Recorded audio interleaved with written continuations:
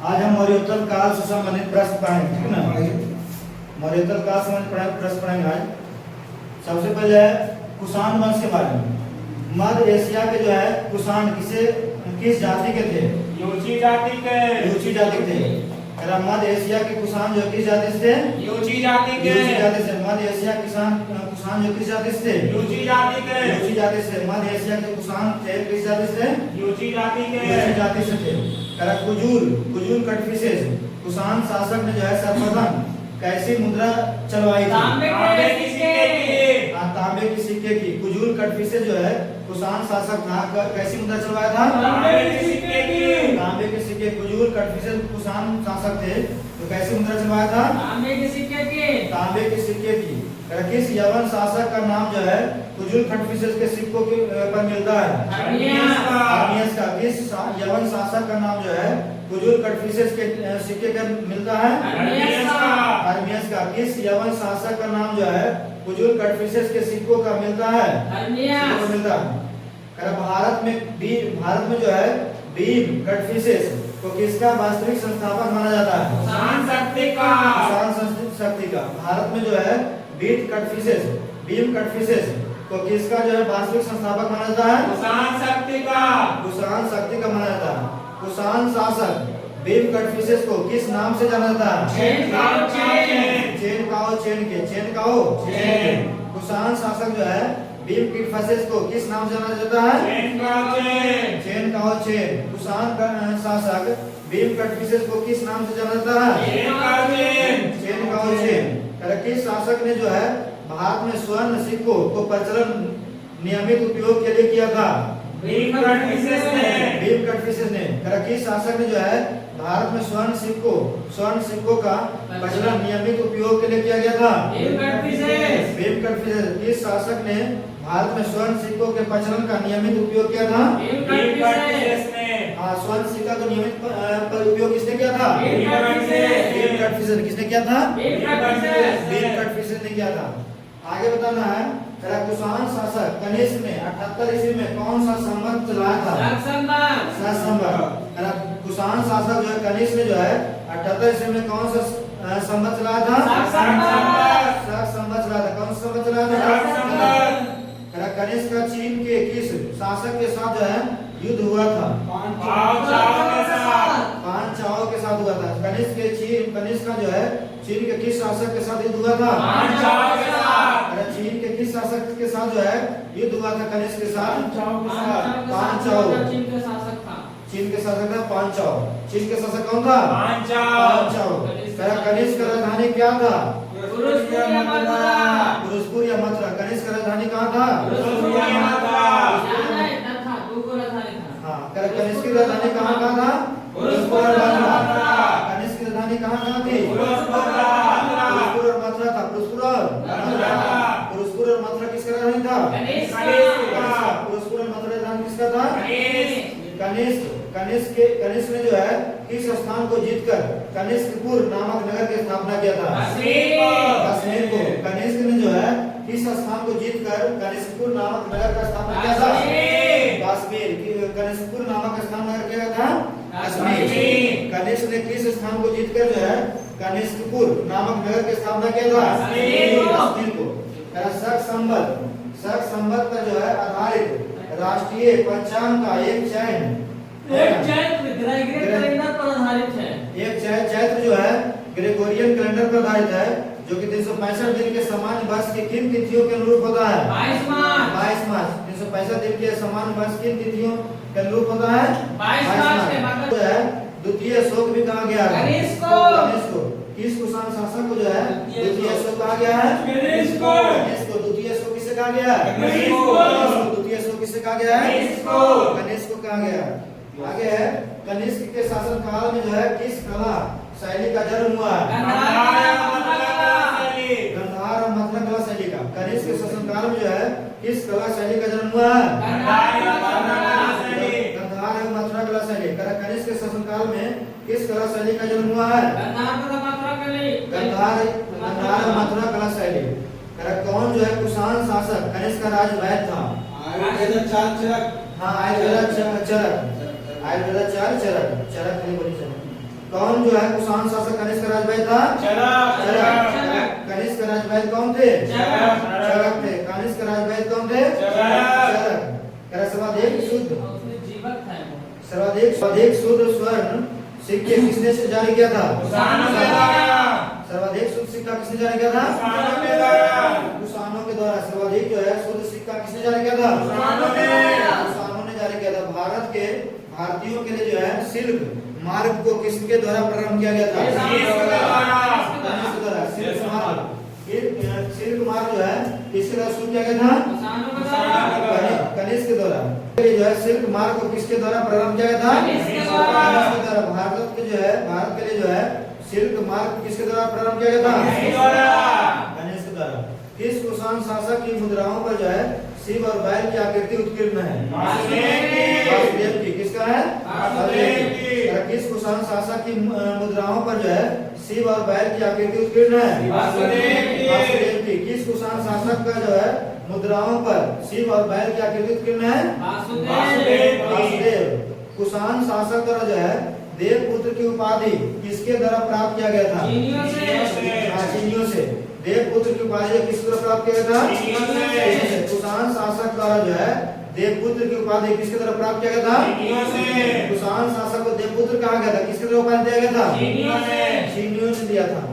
किन शासक ने जो है राज्य शासन में क्षत्रप प्रणाली का विकास किया था? कुषाणों ने। किन शासकों ने जो है राज्य शासन में क्षत्रप प्रणाली का विकास किया था? कुषाणों ने। किन शासकों ने जो है राज्य क्षत्रप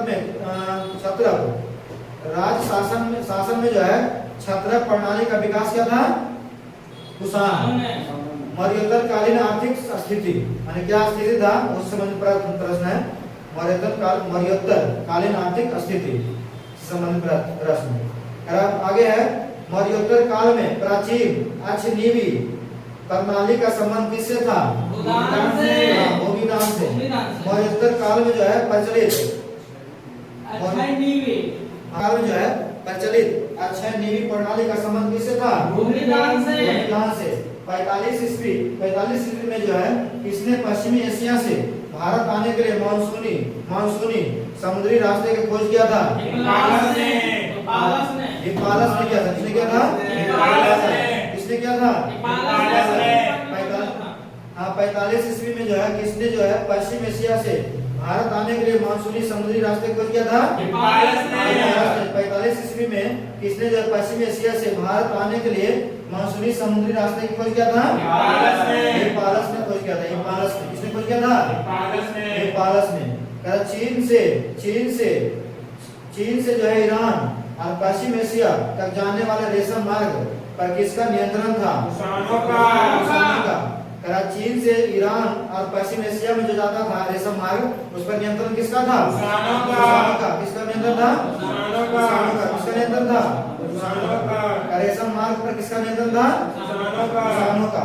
रेशम मार्ग पर किसका नियंत्रण था? कुषाणों का। कुषाणों का। चीन से ईरान जाता था और पश्चिम एशिया तक जाने वाला जो रेशम मार्ग पर किसका नियंत्रण था? कुषाणों का।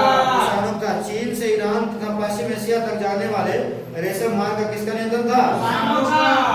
कुषाणों का था। कश्मीर में राजा दिग्निकाय महावस्तु में क्रमशः जो है कितने प्रकार के व्यवसायों का वर्णन किया गया है? 24 और 36। 36 है। हाँ 24 और 36। दिग्निकाय में 24। दिग्निकाय में 24। हाँ दिग्निकाय में कितना था? 24। व्यवसाय था 24। दिग्निकाय में जो कितने प्रकार के व्यवसाय का वर्णन है?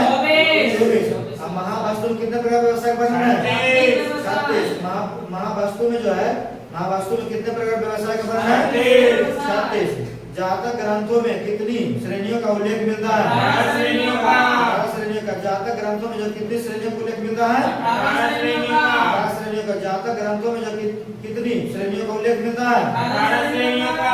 जातक ग्रंथों में जो है कितनी श्रेणियों का उल्लेख मिलता है? 18 श्रेणियों का। 18 श्रेणियों का। किस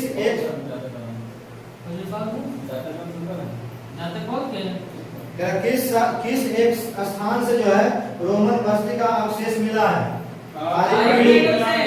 अरिकमेडु से। इसका उचित सीट पर व्यापार के खरी चर्चा। करा है? चर्चा है उसके में दे रहा है। किस एक स्थान से जो रोमन बस्ती का अवशेष मिला है? रोमन बस्ती का अवशेष कहाँ से मिला है? अरिकमेडू से। रोमन बस्ती का अवशेष कहाँ से मिला है? अरिकमेडू से। किस एक स्थान से जो है रोमन बस्ती का अवशेष मिला है? अरिकमेडू से। पतंजलि के अनुसार जो है किस स्थान से साटक नामक विशेष वस्त्र का उत्पादन किया जाता है? मथुरा में। पतंजलि के अनुसार जो है किस स्थान में जो है साटक नामक विशेष वस्त्र का उत्पादन किया जाता है? साटक नामक वस्त्र का कहाँ से किया जाता है? मथुरा से। साटक नामक वस्त्र का जो है उत्पादन कहाँ से किया जाता है? पतंजलि के अनुसार। मौर्योत्तर काल में जो है किस स्थान से ईंटों के बने रंगाई के हौज प्राप्त हुआ था? उरैयूर और अरिकमेडू। क्वेश्चन उत्तर मौर्योत्तर काल में जो है किस स्थान से ईंटों के बने रंगाई के हौज प्राप्त हुआ है?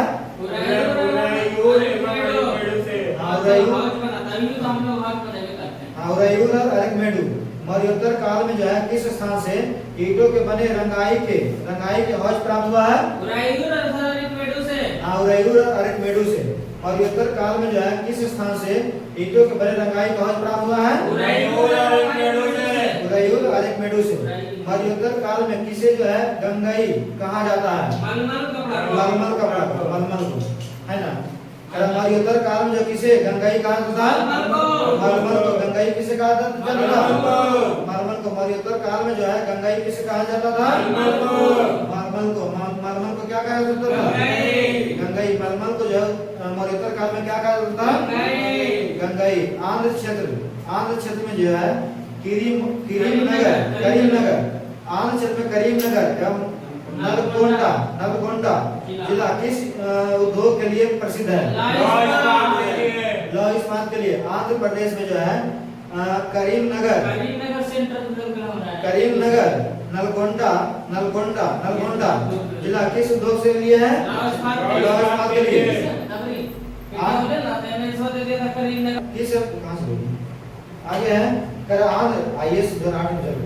आंध्र क्षेत्र में जो है करीमनगर नलगोंडा जिला किस उद्योग के लिए प्रसिद्ध है? लौह इस्पात के लिए।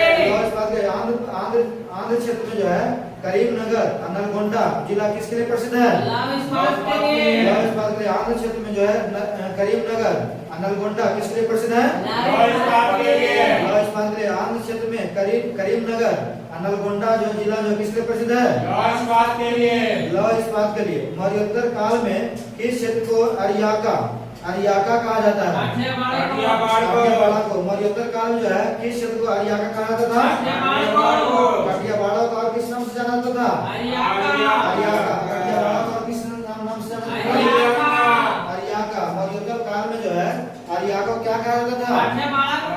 काठियावाड़ कहा था। मौर्योत्तर काल में जो है किस क्षेत्र को अरियाका कहा जाता था? काठियावाड़ को।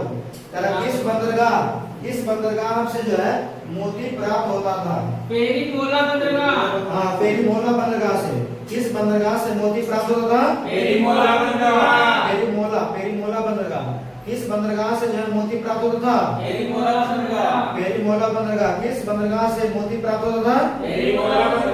पेरीमोला बंदरगाह। किस बंदरगाह से मोती प्राप्त होता था? पेरीमोला बंदरगाह। किस दार्शनिक ने जो है भारत को रत्नों की एकमात्र जननी कहा था? प्लिनी। किस दार्शनिक ने जो है भारत को रत्नों का एकमात्र जननी कहा था? भारत को जो है रत्न का जननी को किसने कहा था? भारत को जो है रत्न का जननी किसे कहा था? प्लिनी ने कहा था। कि मौर्योत्तर कालीन व्यापार, है ना। मौर्योत्तर कालीन व्यापार के बारे में पढ़ना है। तो मौर्योत्तर कालीन व्यापार से संबंधित प्रश्न है आगे। तो मौर्योत्तर काल में जो है भारत और रोम के मध्य होने वाले व्यापार किसके पक्ष में था? भारत के पक्ष में था। किसके पक्ष में था? भारत के पक्ष में। मौर्योत्तर काल में भारत और रोम के मध्य जो व्यापार होता था किसके पक्ष में था? भारत के पक्ष में। मौर्योत्तर काल में उत्पाद जो है रोम में यमन प्रिय के नाम से प्रचलित था। यमन प्रिय से प्रचलित कौन सा था? यमन प्रिय से प्रचलित क्या था? काली मिर्च। भारत के कौन सा उत्पाद जो है रोम में यमन प्रिय के नाम से प्रचलित था काली काली मिर्च। मिर्च। यमन प्रिय के नाम से प्रचलित क्या था काली मिर्च। काली मिर्च। अमन प्रिय के प्रचलित क्या था काली मिर्च। काली मिर्च। भारत का कौन सा उत्पाद जो है रोम में यमन प्रिय के नाम से प्रचलित था काली मिर्च के नाम काली से मिर्च। यमन प्रिय। हाँ भारत चीन से जो है किस वस्तु का आयात करता था कच्चा रेशम और रेशम के धागे। कच्चा रेशम और रेशम के धागे। भारत चीन से जो है किस वस्तु का आयात करता था कच्चा रेशम रेशम के धागे। हाँ, कच्चा रेशम और रेशम के धागे। भारत जो चीन से क्या आयात करता था कच्चा रेशम और रेशम के धागे। कच्चा रेशम और रेशम के धागे। किस स्थल को जो है पेरिप्लस में पेडुक कहा गया था अरिकमेडु। किस स्थल को जो है पेरिप्लस में पेडुक कहा गया था अरिकमेडु। किस स्थल को जो है पेरिप्लस में पेडुक कहा गया था अरिकमेडु। किस स्थल से जो है यूनानी रोमन कांस्य मूर्ति से नमूने प्राप्त हुआ है तक्षशिला। किस स्थल से जो है यूनानी रोमन कांस्य मूर्ति के नमूने प्राप्त हुआ है तक्षशिला। किस स्थल से जो है यूनानी रोमन कांस्य मूर्ति का नमूना प्राप्त हुआ है तक्षशिला। कांस्य मूर्ति का नमूना कहां से प्राप्त हुआ है तक्षशिला से। मौर्योत्तर काल में क्रेता और विक्रेता के मध्य सौदेबाजी को क्या कहा जाता था अनिता। हाँ पनितव्य कहलाता था अनितवाय। पनितव्य क्या कहलाता था मौर्योत्तर काल में जो है क्रेता और विक्रेता के मध्य सौदेबाजी को क्या कहा जाता था पनितव्य कहलाता था। क्या कहलाता था पनितव्य किसको कहा जाता था वही क्रेता और विक्रेता के मध्य सौदेबाजी को मौर्योत्तर काल में जो क्रेता विक्रेता सौदेबाजी करता था वस्तु के जब खरीद बिक्री करता था वहां से कम लेना उसको क्या कहता था पनितव्य कहता था। मौर्योत्तर काल में जो है क्रेता और विक्रेता के मध्य सौदेबाजी किया जाता था क्या कहलाता था पनितव्य कहलाता था। आगे मौर्योत्तर कालीन प्रमुख बंदरगाह है ना। मौर्योत्तर कालीन प्रमुख बंदरगाह के बारे में आगे पढ़ना है। तो पहला सोपारा है ना। सोपारा बंदरगाह किस क्षेत्र में था पश्चिमी घाट की तरफ था। सोपारा बंदरगाह किस क्षेत्र की तरफ था पश्चिमी घाट की तरफ था। सोपारा जो बंदरगाह था किस तरफ था किस तरफ पश्चिमी घाट। अब भड़ौस किसकी तरफ था भड़ौस बंदरगाह किसकी तरफ था गुजरात क्षेत्र में था। भड़ौस बंदरगाह किस क्षेत्र में था गुजरात। जबकि देवल किस क्षेत्र में था सिंध के क्षेत्र में था। देवल बंदरगाह किस क्षेत्र में था सिंध क्षेत्र में। देवल बंदरगाह जो है किस क्षेत्र में था सिंध क्षेत्र में। देवल बंदरगाह किस क्षेत्र में था पोलूरा उड़ीसा तट पर। पोलूरा जो बंदरगाह किस क्षेत्र में था उड़ीसा तट पर। उड़ीसा तट पर। पोलूरा बंदरगाह किस क्षेत्र में था उड़ीसा तट पर। उड़ीसा तट पर। पोलूरा बंदरगाह किस क्षेत्र में था उड़ीसा तट पर। चौल नौरा मुजरिस और टिंडिस है ना ये सब बंदरगाह किस क्षेत्र में था केरल तट पर था। चौल नौरा मुजरिस और टिंडिस किस क्षेत्र में था केरल के तट पर। चौल नौरा मुजरिस और टिंडिस किस क्षेत्र में था बंदरगाह कोरकई। आगे है कोरकई पुकार और नागपट्टनम किधर था तमिलनाडु। तमिल तट पर। हाँ तमिल तट पर तमिल तट पर वही हो गया। तमिलनाडु। कोरकई पुहार और नागपट्टनम जो है तमिल तट पर।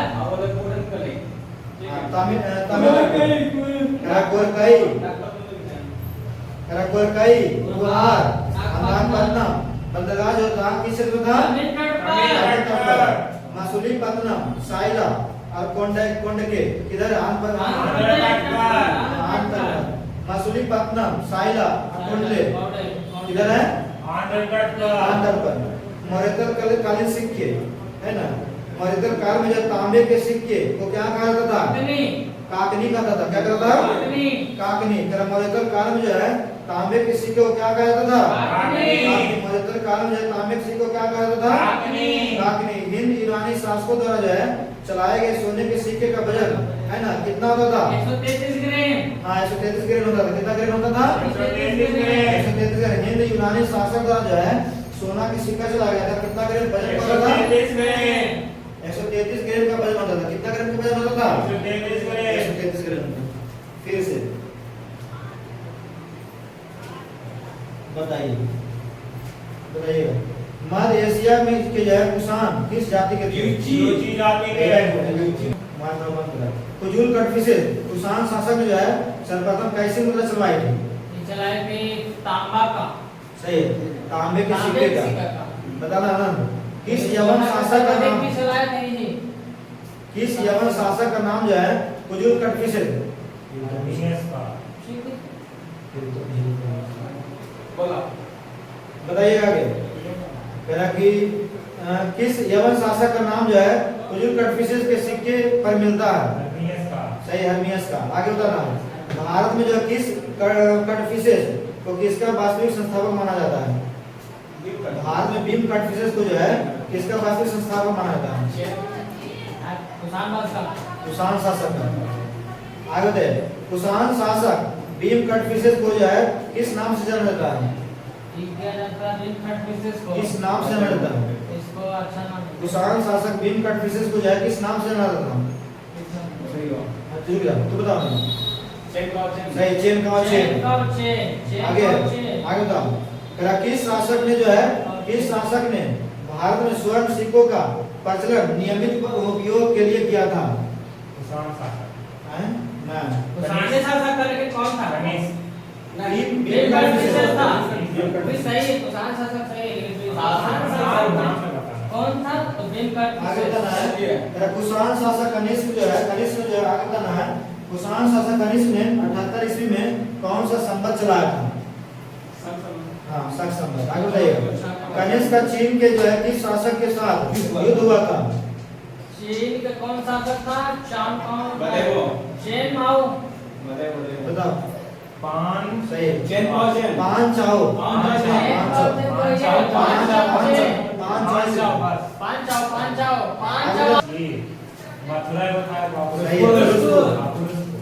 आगे बताइएगा। कनिष्क ने जो किस स्थान को जो है जीतकर कनिष्कपुर नामक नगर स्थापित किया था? कश्मीर।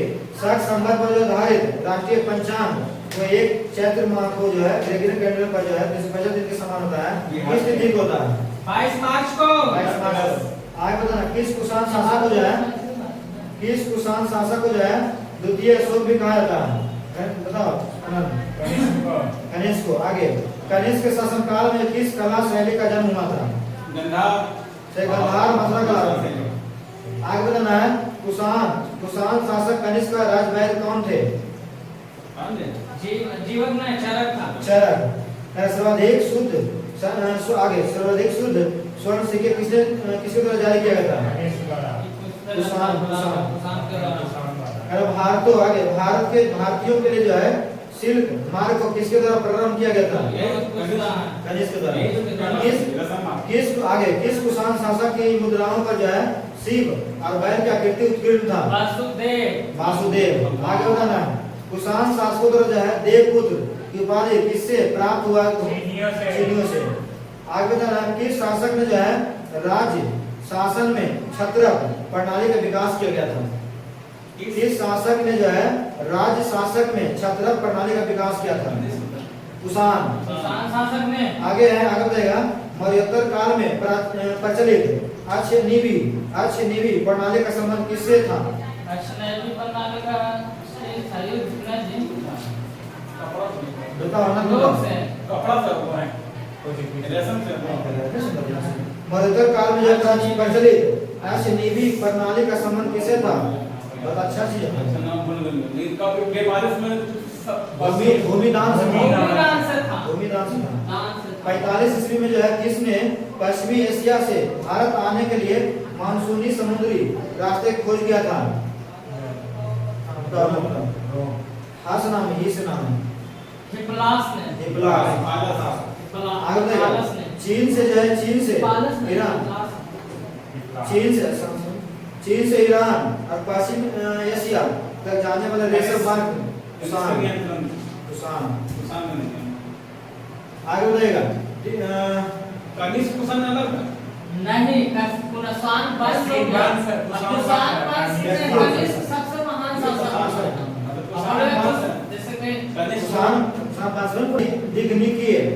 दिग्निकाय। हाँ, में कितने प्रकार का व्यवसाय का वर्णन था? बताइए। दिग्निकाय में 24 प्रकार का, महारथी में 36 प्रकार का।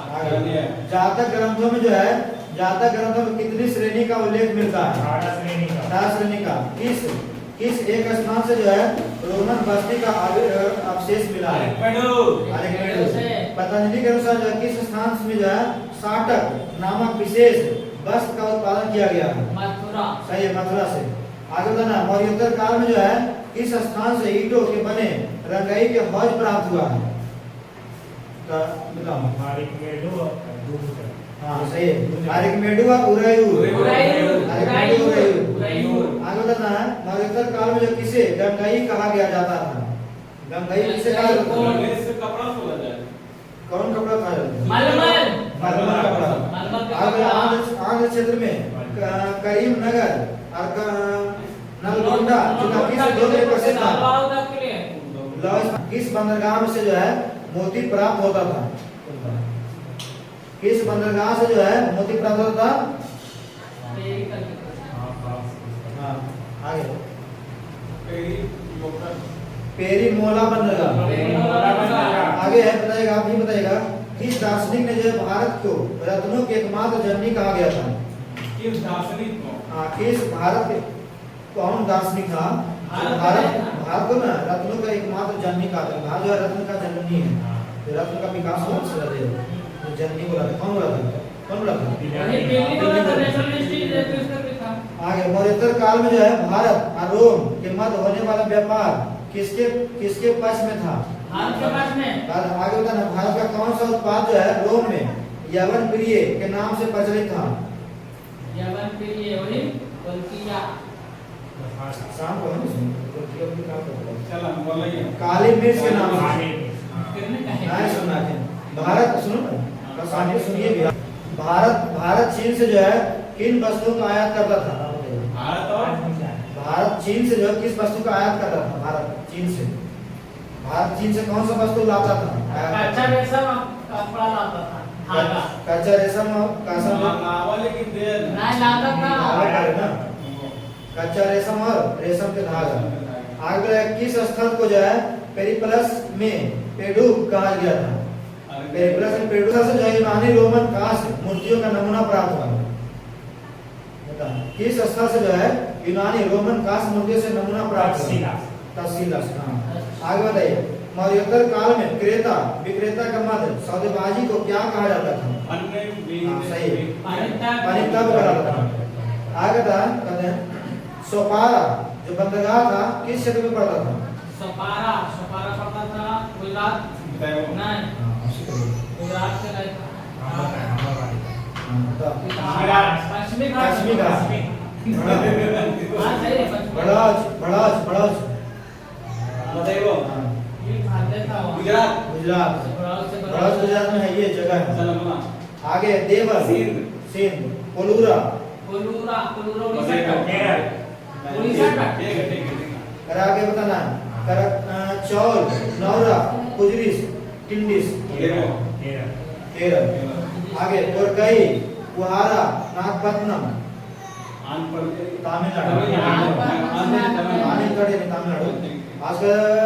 मलसूनीपट्टनम और सायला मौर्योत्तर काल में जो है तांबे के सिक्के को क्या कहा जाता था? तांबे काकनी। काकनी। क्या कहा जाता था? काकनी। मौर्योत्तर काल में जो है मौर्योत्तर काल में तांबे के सिक्के को क्या कहा जाता था? काकनी। आगे बताइए, लास्ट क्वेश्चन है, आनंद बताओ। हिंद यूनानी शासक द्वारा जो है चलाए गए सोने के सिक्के का वजन कितना ग्रेन होता था? 133 ग्रेन। सही बात। क्वेश्चन एक बात हम लोग को गुप्त का से बहुत क्वेश्चन पूछल कोई